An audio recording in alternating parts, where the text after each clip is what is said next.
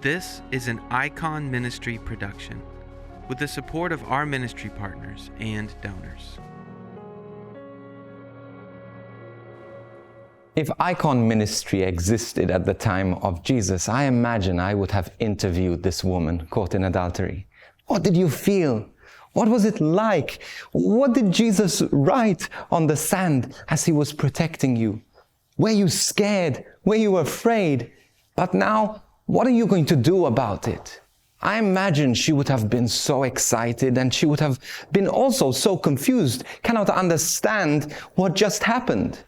She was caught in the act of adultery, but of course she wasn't alone. The man also was caught. They were separated, taken to different corners, different places.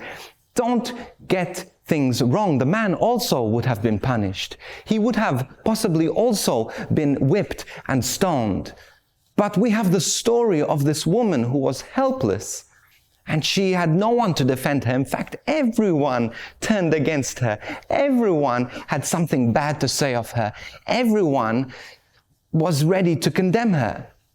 And amongst those in the crowd, possibly were men who themselves would have been with other women and would have committed the same sin. How quick are we to judge others? Yes, but how amazing this interview would have been. I imagine she would have been in tears, just saying, I can't believe what just happened. I didn't think I was going to live to this point. And I'd ask, what? Now what? Now what? What are you going to do? And I know, because this is the last thing that Jesus says to her, go and sin no more. That she eventually, according to tradition, becomes a disciple of Jesus, right? She follows Jesus, and she is so incredibly grateful, but also aware of her vulnerability, of her sinfulness.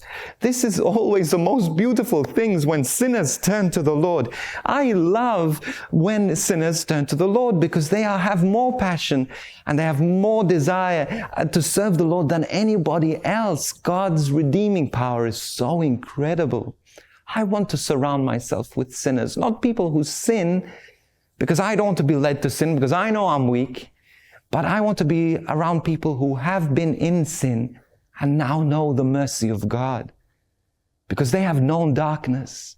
They have known misery.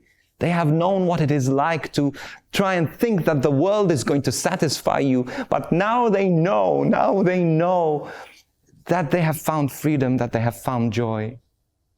This is why Jesus asks us to be friends of sinners, not to hang around with people in sin, but it is always people who have been redeemed from their sin. Because when we are surrounded by these people, we're surrounded by people who would do anything to stay close to the light. We are sinners also. We are broken also. We're messed up also. But don't you for a moment think that Jesus wants us to stay and is happy with us in our sinfulness. He asks us, get up and sin no more. Because when we sin no more, when we realize the grace that we receive when we sin no more, goodness, the joy, the peace, realizing that Jesus is the one we've been looking for all of this time. Jesus, take my brokenness, take my sinfulness, and turn this mess into a beautiful message of your love. This production is only made possible because of the generous support of Icon Ministry partners and donors. Please go to iconministry.com/support to make a donation.